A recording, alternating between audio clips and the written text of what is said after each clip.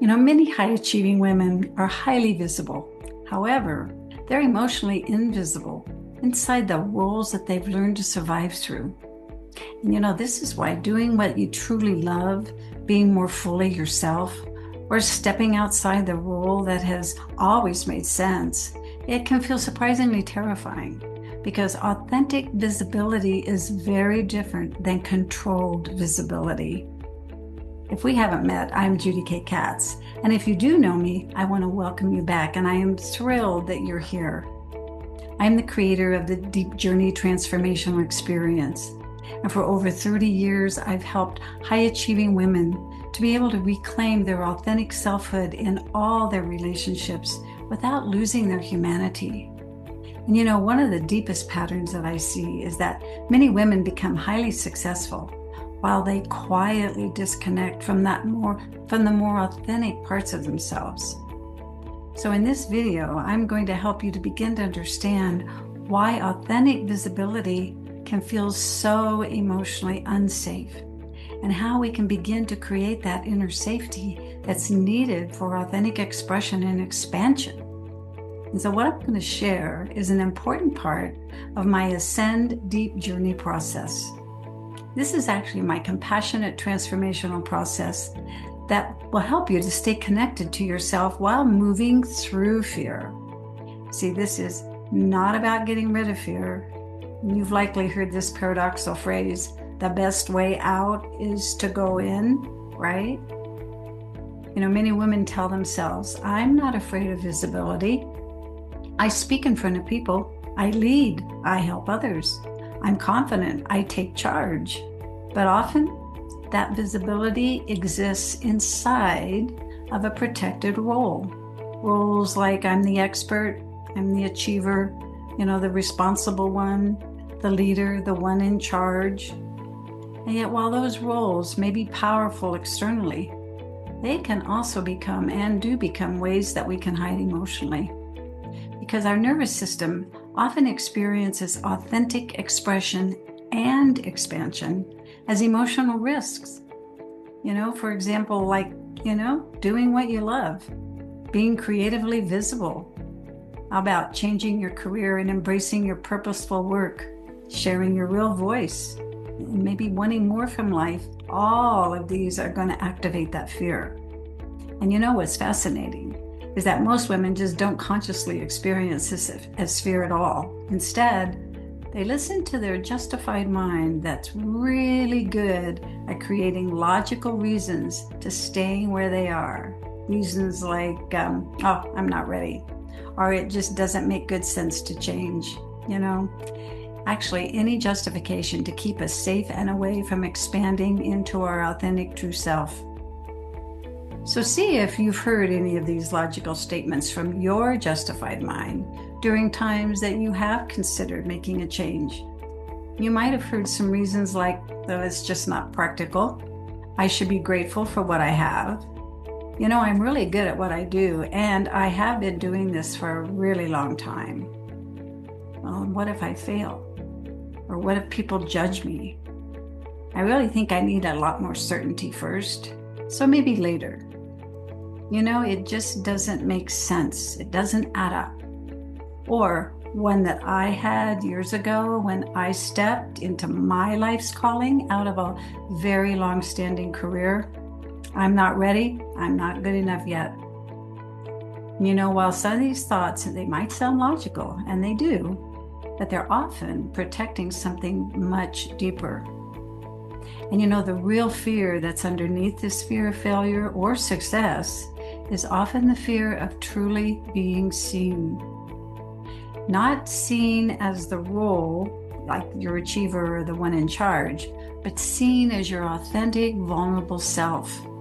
And for many women, that deeper fear becomes, what if I'm rejected? So, when we move through this authentic expansion, the survival self often activates in 3 layers, and these you need to recognize. And that first layer is our body. When we think about, and I invite you to think about it right now, what is it that you really, really, really are desiring? And just maybe even thinking about it, your body might tighten. You might kind of freeze up or shut down. You might feel heavy. And you tend to just kind of lose your energy, and then you can become so exhausted. And then that moves us right into the second layer, which is our emotions. And emotionally, that's where we are going to feel our fear. We're going to feel overwhelmed. Maybe feel the shame or anxiety might arise. And then underneath all that, at the very core, is the identity of who we are. That comes into question. Like, who am I to do this? I don't think I'm good enough yet. Again, what if I fail? What if success brings judgment from others? What if people no longer accept me without my role, right? Have you ever been haunted by any of those beliefs? And please remember, don't judge yourself for being wrong, because you are not wrong. It's just not the truth about who you really are. It's childhood conditioning. I've worked with many women who have secretly longed to do work that felt more meaningful to them, more creative, more aligned with their heart, yet they stay inside careers or identities that no longer feel alive, not because they're incapable, but because that familiar role feels emotionally safer than the authentic visibility of truly being seen. And this is an important thing to understand. Being visible is not the same thing as being emotionally seen. One can happen through performance and positioning, while the other requires authenticity and transparency. See, healing doesn't mean forcing yourself to become fearless. It means learning how to create that inner safety so that you can stay connected to yourself while you're becoming more fully visible. Now, please hear this. Safety is not the absence of fear. It's the ability to stay compassionately connected to yourself, even while fear is present. And this isn't about feeling the fear and doing it anyway, right? It's feeling the fear and staying present anyway. So please hear that and let that sink in. And then what begins to happen, when we slowly create safety around that authentic visibility, is that we stop performing our lives and we begin living them more honestly. Our body softens. Our voice becomes more natural. Our creativity returns. Our desires become clearer. We feel more alive and enthusiastic. And we begin experiencing relationships in our work, in our personal lives, and most of all, with ourselves from a much more authentic place. And isn't that what you really want? So again, the authentic self doesn't emerge through force. It emerges through safety.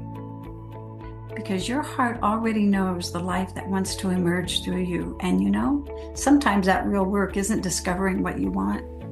The real work is understanding what that fear has been protecting you from. So if you recognize yourself in this survival pattern, and if part of you just really is longing to become more visible, to be more authentic, more fully alive, but the fear just keeps pulling you back into that safe performance role where the real you is invisible, I'd like to invite you into a deeper experience. I've created what I call the Ascend Deep Journey process.